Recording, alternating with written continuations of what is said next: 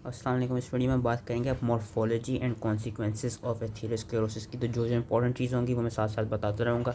Morphology का भी एक BCQ के लिए तो ऑब्वियसली सारे चैप्टर्स इंपॉर्टेंट हैं, लेकिन मॉर्फोलॉजी भी कभी कभी SCQ में पूछती जाती है। तो सबसे पहले तो फैटी स्ट्रीक्स की डेफिनेशन पता होनी चाहिए। फैटी स्ट्रीक्स मैंने बता दिया था कि these are the early lesions के जो इनिशियली जो मैक्रोफेजेस होते हैं who are engulfing the lipoproteins, those are known as fatty streaks. Okay, they are composed of primarily of the lipid-filled foamy macrophages, and they begin as small, flat, yellow macules which can eventually coalesce into elongated streaks of 1 centimeter or longer. और इनका ये important चीज़ ये है कि जो fatty streaks होती हैं they are not raised and they do not cause any significant flow disturbances and they can evolve into plaques. Fatty streaks से ही एथेरोस्क्लेरोटिक प्लाक्स बनते हैं और उन्हें फैटी स्ट्रीक ये कहते हैं। ग्रॉस और वो हिस्टोलॉजी दिखाई हुई है, तो इसकी बस डेफिनेशन पता होनी चाहिए कि फैटी स्ट्रीक होता है क्या है। उसके बाद एथेरोस्क्लेरोटिक प्लाक की बात करें, उसकी भी हमको वही डेफिनेशन पता होनी चाहिए कि they are yellow tan and raised. अच्छा, इसमें डिफरेंस क्या है कि जो फैटी स्ट्रीक्स हैं they are not raised, where जो एथेरोस्क्लेरोटिक प्लाक्स होते हैं they are raised lesions which are raising above the surrounding vessel walls.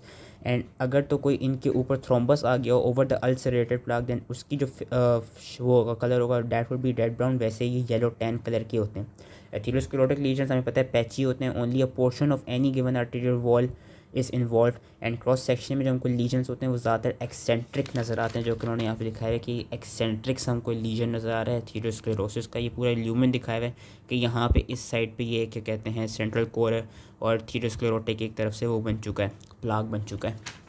बाकी अगर हम बात करें कि ये only portion of given arterial wall में उतने पैची होते हैं, लेकिन देयर इज अ चांस कि with chronicity these lesions can enlarge, they can become numerous and they can be broadly distributed. पीछे मैंने बता दिया था कि जिन जगहों पर ब्लड फ्लो टर्बुलेंट होती है और या जो ब्रांच पॉइंट्स होती हैं आर्टरीज की, ज़्यादातर उधर ही क्या कहते हैं एथेरोस्क्लेरोटिक प्लाक्स बनते हैं। कौन कौन सी कॉमन वेसल्स होती हैं अकॉर्डिंग टू द क्या कहते हैं, अगर हम वो डिसेंडिंग ऑर्डर के लिहाज से चलें कि सबसे इंपॉर्टेंट किधर बनते हैं, सबसे लीस्ट इंपॉर्टेंटली कहाँ पे बनते हैं हमको एथेरोस्क्लेरोटिक प्लाक, वो याद रखना होगा। लोअर एब्डोमिनल एओर्टा या posterior abdominal aorta, iliac arteries, उसके बाद कोरोनरी आर्टरीज, फिर पोप्लिटियल आर्टरीज, फिर internal carotid arteries, then lastly the vessels of the circle of Willis. ये आर्टरीज होती हैं।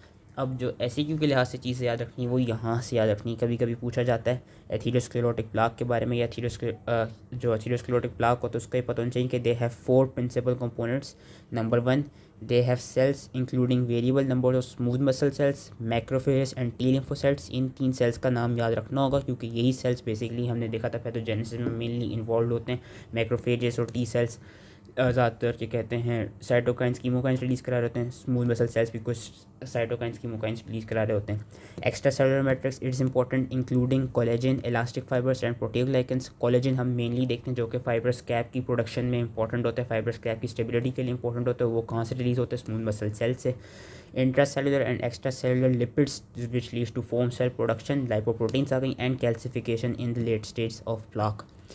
ये पूछा जाता है, मॉर्फोलॉजी पूछी जाती थी एथेरोस्क्लेरोटिक प्लाक की। और जब SCQ आई में मॉर्फोलॉजी का, तो मॉर्फोलॉजी में हमने मेन चीज़ ये 4 कंपोनेंट्स बता के फिर ये चीज़ें लिखनी है। वो क्या लिखनी है कि जो सुपरफिशियल फाइबर्स कैप होता है that is compose of smooth muscle sales and relative dense collagen. अब अगर हम बात करें साइड ऑफ द कैप की, ये सबसे पहले उन्होंने बता दिया, हम कैप को खोल भी लेते हैं कि ये जो सुपरफिशियल कैप है ये रहा fibres cap, it is compose of smooth muscle cells और हमको कोलेजन नज़र नहीं आ रहे। अब जो साइड होती है साइड ऑफ द कैप या जो शोल्डर रीजन होता है that contains cellular area containing macrophages, T lymphocytes and smooth muscle sales. कि बेसिकली फाइबर्स कैप, ये फाइबर्स कैप है। अब इस रीजन में जो उसका शोल्डर रीजन होगा यहाँ पे हमको हाईली सेलुलर एरिया मिलेगा, टी लिम्फोसाइट्स मिलेंगे, मैक्रोफेजेस मिलेंगे एंड इधर हमको स्मूथ मसल सेल्स भी मिलते हैं। And then deep to the fibrous cap is a necrotic core which is the central core containing lipids, जिसमें प्राइमरली कोलेस्ट्रॉल एस्टर्स आ जाते हैं। Debris from the dead cells, foam cells आ जाती हैं, फाइब्रिन आ जाती है, थ्रोम्बस आ जाते हैं और प्लाज्मा प्रोटीन्स आ जाती हैं यहाँ सेंट्रल कोर में, ये जो डीप कोर है। तो जब मॉर्फोलॉजी अगर पूछी जाए एथेरोस्क्लेरोटिक प्लाक या एथेरोस्क्लेरोटिक लीजन की, तो उसमें इन 4 कंपोनेंट्स के बाद हमने लिखना होगा सुपरफिशियली फाइबर्स कैप की क्या कंपोनेंट्स हैं, शोल्डर एरिया पे क्या कंपोनेंट्स मिलेंगे, and deep to the fibrous core हमको क्या, deep to the central core हमें क्या कंपोनेंट्स मिलेंगे, ये उसकी मॉर्फोलॉजी में लिखना होगा। एंड साथ में ये भी लिखना होगा कि जो पेरिफेरी होती है एथेरोस्क्लेरोटिक लीजन की, वहाँ पे हमको नियोवेस्कुलराइजेशन मिलती है। ये 4 पॉइंट्स लिखने होंगे, कभी कभी पूछ लिए जाते हैं मॉर्फोलॉजी ऑफ एथेरोस्क्लेरोसिस में।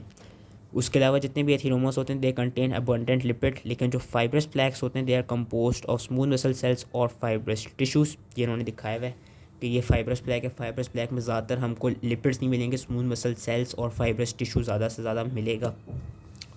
प्लैक्स होते हैं, जो प्लाक्स होते हैं प्रोग्रेसिवली इनलार्ज करते हैं, एंड की कॉन्स्टेंट रिमॉडलिंग भी wide with progressively enlarge due to the constant remodelling of ECM due to constant cell that degeneration, and क्या कहते हैं due to organisation of any superimpose thrombus due to secondary calcification of phospholipid और necrotic debris. Atherosclerotic plaque जो है उसकी 4 fates होती हैं। एक तो number 1, it can either rupture, ulcerate और erode which will lead to thrombosis.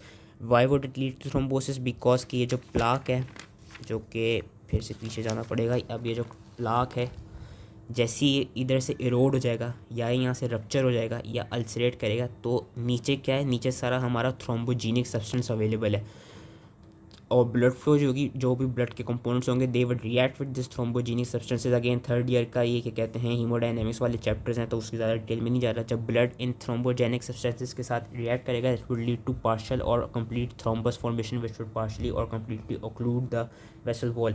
ये भी देखा जाता है कि वो जो थ्रोम्बस बनेगा that thrombus can incorporate itself into the plaque और into the wall of the plaque, जो कि उन्होंने यहाँ पे बताया है कि थ्रोम्बस में organise and get itself incorporated into the growing plaque. Haemorrhage हो सकता है इनटू, हेमरेज हो सकता है within a plaque, plaque के अंदर हेमरेज हो सकता है। वो प्लाक के अंदर हेमरेज क्यों होगा, इस तरह होगा क्योंकि हमने क्या पढ़ा था कि पेरिफेरी में क्या हो रही थी, नियोवेस्कुलराइजेशन हो रही थी। जब ओवरलाइंग फाइब्रस कैप की रप्चर होगा उसकी वजह से क्या होगा कि जो नियोवेस्कुलराइजेशन वाला एरिया है वहाँ पे क्या हमको मिलेंगे, वहाँ पे हमको इंट्रा प्लाक हेमरेज मिलेंगे।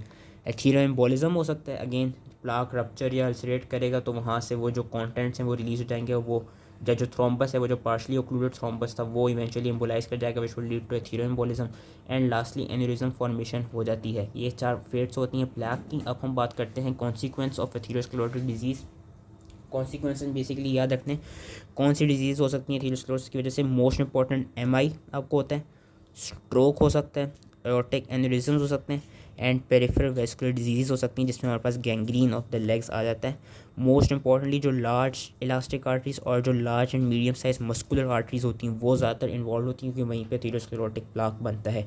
ये मेन कॉन्सिक्वेंस था एथेरोस्क्लेरोटिक डिजीज़ का। अलग से अगर हम बात करें एथेरोस्क्लेरोटिक स्टीनोसिस की, तो स्टीनोसिस में देखा जाता है कि जो स्मॉल आर्टरीज होंगी, प्लाक क्या करेगा, स्मॉल आर्टरीज में वेसल का जो ल्यूमेन उसको ऑक्लूड कर देगा which will lead to ischaemic injury.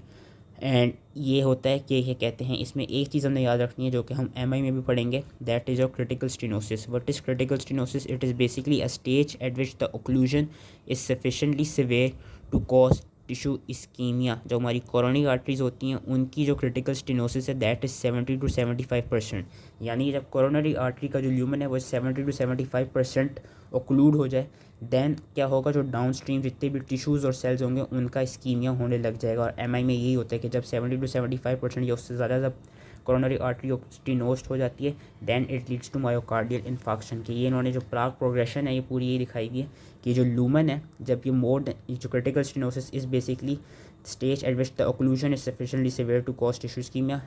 Coronary artery की बात करें तो अगर जो 70-75% ऑक्लूड हो जाए it will lead to tissue ischaemia. बाकी हम एक्यूट प्लाक चेंज की बात करें, एक्यूट प्लाक चेंज पे भी कभी कभी एसक्यू आ जाता है। Acute plaque change is basically this के जो प्लाक की के बेसिकली के प्लाक की changes, how do the changes of the plaque lead to the consequences of atherosclerosis. इसमें याद रखना है कि ये जो प्लाक की इरोजन होती है और जो रप्चर होती है उससे क्या होता है, उससे हमारे पास वेस्कुलर थ्रोम्बोसिस हो जाता है। वो किस तरह होता है, हमने इसको एक्यूट प्लाक चेंज को हम 3 कैटेगरीज में डालते हैं। Either plaque can rupture which would expose the highly thrombogenic plaque constituents जिससे थ्रोम्बस बन जाएगा। Either the plaque can erode और अल्सरेट विच से again it would expose the blood flow to the thrombogenic sub endothelial basement membrane, again thrombosis हो जाएगा।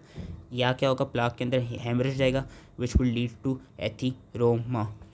अब इसमें एक इंपॉर्टेंट चीज़ उन्होंने ये बताई हुई है विच इज़ कि जो प्लाक्स होते हैं which are responsible for MI, ज़्यादातर जो पेशेंट होते हैं वो एसिम्टोमेटिक ही होते हैं कि ये नहीं होता कि एकदम से कि आपका जो कोई भी आर्टरी का वो प्लाक की वजह से कॉन्स्टेंटली ओक्लूड कर रही होगी एंड देन कुछ सिम्टम्स आएंगे देन एम आई होगा। नो, इसमें एसिम्टोमेटिक होते हैं पेशेंट्स, एकदम से प्लाक के रप्चर की होने की वजह से जो पेशेंट्स होते हैं उनको एम आई हो जाता है। अब वो प्लाक का रप्चर किस तरह होता है, बेसिकली जो प्लाक के रप्चर का कभी एसीक्यू आता है उसमें हमने ये लिखना होगा, एक तो ये कि एक्यूट प्लाक चेंज होती है विच इज़ दिस, इसकी डेफिनेशन इज़ दिस, कौन सी 3 कैटेगरीज आती हैं, एंड हमने ये बताना है कि हाउ कौन कौन से फैक्टर्स होते हैं जो कि इन्फ्लुएंस कराते हैं कि वेदर जो एथेरोस्क्लेरोटिक प्लाक है वो रप्चर होगा या नहीं होगा।